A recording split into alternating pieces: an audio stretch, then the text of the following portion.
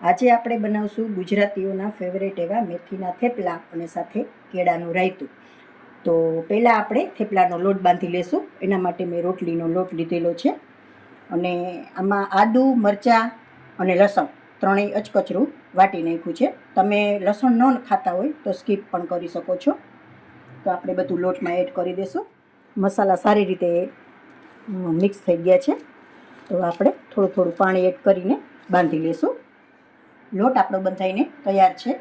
તો હવે આપણે આને 5 મિનિટ માટે રેસ્ટ આપી દઈશું અને કેળાનું રાયતું બનાવી લઈશું.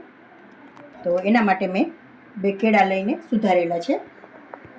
એમાં બધા મસાલા કરી લઈશું. હવે થોડી હળદર એડ કરી દઈશું,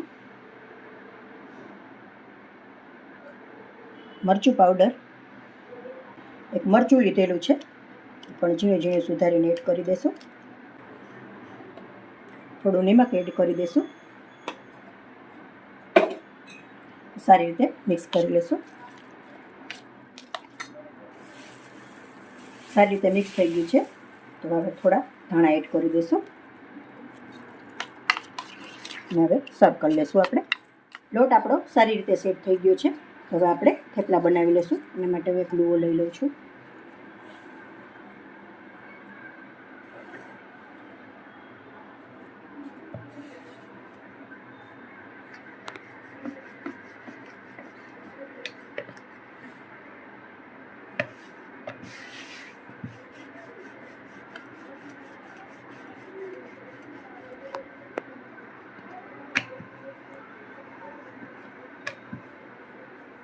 વણાઈને તૈયાર છે આપણા થેપલા.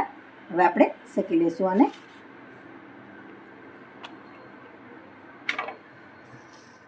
જો મિત્રો, તૈયાર છે આપણા થેપલા. જો એકદમ સોફ્ટ બન્યા ને સરસ. જો દાંત વગરના માણસો પણ ખાઈ શકે એવા સરસ બન્યા છે, સોફ્ટ. તો હવે આપણે સર્વ કરી લઈશું.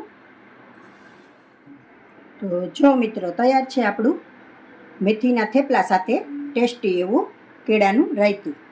તો જો તમને મારો વિડીયો પસંદ આવ્યો હોય તો લાઈક કરશો, કોમેન્ટ કરશો, તમારા મિત્રોમાં શેર કરશો.